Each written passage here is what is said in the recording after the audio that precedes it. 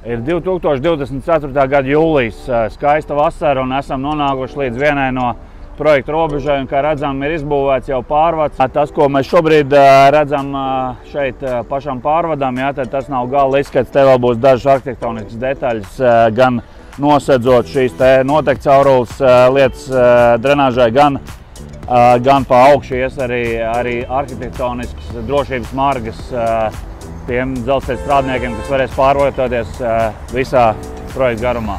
Tad šobrīd mēs stāvam uz Lāčplēša ielas pārvadu. Šeit būs 3 sliežu ceļi, un šeit ir platforma, no kuras varēs apkalpot šos te vilcienus. Faktiski uzsākot ceļu jau stācijas un Daugavas virzienā, šobrīd mēs varam ar kājām aiziet no Lāčplēša ielas līdz pat Daugavai, faktiski pa šo te sliežu līmeni. Tad arī Dzirnavu iela ir pārvērtusies, vismaz šis te krustojums starp Dzirnavu, Vilhelmu Purvīšu un Abrenes ielu. Mēs esam pārbūvējuši pašu krustojumu, izbūvējuši ietves. Nu jau esam tuvāk stacijai, bet vēl neesam stacijā. Teiksim, līdz šejienai iet pagaidu platformas, pagaidu vilcienu apkalpošanai. Šobrīd, kā redzam, viss ir izbūvēts. Tā problēma ir tāda, ka šobrīd Eiropas Savienība ir izdalījusi finansējumu gan dzelzceļam, sliežu darbiem, kontaktīkliem, signalizācijai, iepratim stācijas pabeigšanai nepieciešamie darbi, tā skaitā jumts, iekšdarbi, pasažieru informācijas sistēmas. Tām nauda šobrīd nav piešķirta. Kopš 2023. gada marta Emīlijas Beņamiņas tolaik Gogoļa iela bija slēgta privātiem transportam. Nu jau esam pabeiguši ielu darbus, un šī satiksme var atgriezties. Atkal stāsts par to, ka varbūt šeit mēs neredzam galīgi pabeigtu ietvi, bet tas ir atkal labiekārtojums. Līdzīgi kā visā projektā, mēs esam pabeiguši visas struktūrālās konstrukcijas dienvidu daļā. Tā skatā šo te jauno gājēju tiltu pār Rīgas kanālu, dzelzceļa tiltu pār Rīgas kanālu un šis Titanic laukums.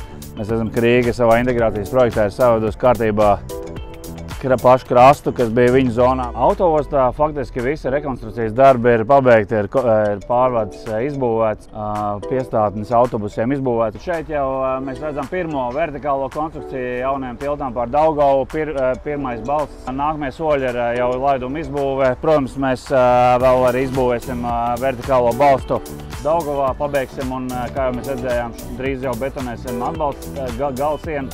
Un tad paliek laidums pāri ģenerāli Radzīgi Krasnolai. Tam finansējums ir, un finansējums ir arī puslaidumam tātad Daugavā iekšā. Nu ko, esam tikuši līdz pirmā balsta Daugavai būvlaukumam. Tas, ko mēs no augšas varam redzēt, te ir 11 metru garas riepsienas, iedziļināts 10 metru dziļi Daugavā, zem Daugavas grunts līmeņa. Teiksim, tur ir 2 metru biezs betonu, nosauksim to par pīrāgu vai spilvenu, kas nodrošina to, ka konstrukcija ir stabila un sasniedz Daugavas dibenu. Uz tās savukārt mēs esam uzsēdinājuši projektētajā augstumā paša tilta balsta konstrukciju, režģogu. Šajā vietā Daugavā ir ļoti mainīgs dziļums, jo, teiksim, mēs hidroloģiskos visādus pētījumus veicot gan ar ūdenslīdējiem, gan ar moderniem skanēšanas līdzekļiem. Tad tikai kuģojumā laidumā šeit ir apmēram 10 metri pārējos visos laidumos šeit ar veco dzelzceļa tiltu. Šeit ir dažādas atliekas gan no kara laikā sagrautā tilta konstrukcijām, gan no straumei skalota kaut kāda materiāla, kas ir aizķērts uz šiem būvgružiem. Tas viss šeit veido tādu neviendabīgu masu, kas Daugavu padara saklātu.